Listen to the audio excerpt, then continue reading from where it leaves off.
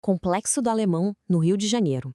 Quando a gente ouve esse nome, o que geralmente vem à cabeça, né? Muitas vezes são as imagens de conflito, as manchetes dos jornais, só que essa é só uma pontinha da história. A história de verdade é muito maior, muito mais profunda e, claro, muito mais humana. Então, bora mergulhar nisso para entender de verdade. E tudo começa com uma pergunta que parece até inacreditável. Pensa bem, como é que uma única fazenda, um pedacinho de terra, vira o lar de mais de 70 mil pessoas? Como isso se transforma numa das áreas urbanas mais conhecidas e densas do Brasil? É exatamente essa transformação que a gente vai desvendar agora. Para a gente entender essa história de ponta a ponta, nosso caminho vai ser o seguinte. Primeiro, a gente vai ver o tamanho daquilo lá, uma verdadeira cidade dentro da cidade. Depois, de onde veio esse nome Morro do Alemão, a gente vai descobrir. Na sequência, vamos entender o crescimento e a ausência do Estado. Aí a gente entra na fase de conflito e intervenção. E para fechar, o mais importante, a vida que pulsa lá, muito além das manchetes. Então, vamos começar pelo começo, né? Para ter uma ideia da dimensão, da escala gigantesca do complexo. Olha, não dá para pensar que é um bairro pequeno. É praticamente uma metrópole ali dentro. Olha só esse número, 69.143. E detalhe, esse dado é do censo de 2010, hein? Ou seja, já tem um tempo. São quase 70 mil pessoas, oficialmente. Para colocar em perspectiva, isso é mais gente do que muitas, mas muitas cidades brasileiras. Uma população desse tamanho, claro, cria sua própria estrutura, sua própria dinâmica social. E um ponto super importante, não é um lugar só. O nome complexo vem daí. É um conjunto de 13 comunidades, como o Morro do Alemão, o Morro da Baiana, a Alvorada, e cada uma tem sua própria identidade, sua própria história. Por isso, o nome complexo. Faz todo sentido, né? Beleza. Agora que a gente já entendeu o tamanho, vamos para a segunda parte. De onde vem esse nome, alemão? A história por trás é bem pessoal. E olha, o mundo inteiro conhece esse nome. E eu aposto que a origem não é nada do que a maioria das pessoas pensa. Pois é, o nome não tem nada a ver com uma colônia de alemães, não. Acredita que veio de uma pessoa só? Um imigrante polonês chamado Leonard Kaczmarkiewicz. Como ele era estrangeiro, tinha uma aparência diferente, um sotaque, o pessoal da área começou a chamar ele de o Alemão.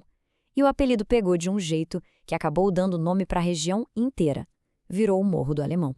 E essa linha do tempo mostra direitinho como foi esse processo, bem orgânico. Tudo começou lá nos anos 20 com a fazenda dele. Depois, as terras foram vendidas em lotes, o pessoal do centro do Rio começou a chegar, e lá pela metade do século, o apelido já tinha virado nome oficial do lugar na boca do povo. De uma fazenda para a identidade de uma comunidade inteira.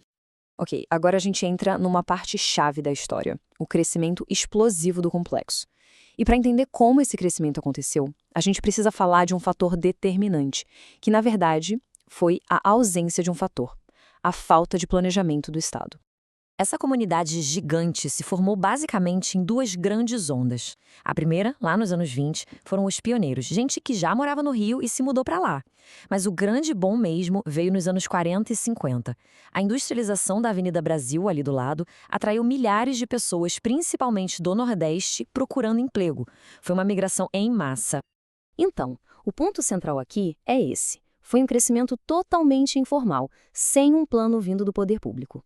Isso quer dizer que tudo, ruas, saneamento, os serviços básicos, foi sendo construído na raça, pelos próprios moradores. E claro, isso deixou marcas profundas que a gente vê até hoje.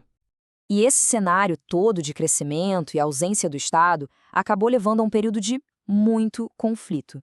Um ponto de virada na história recente que colocou o alemão nos jornais do mundo todo e mudou tudo de forma bem dramática. E aí a gente chega no século XXI.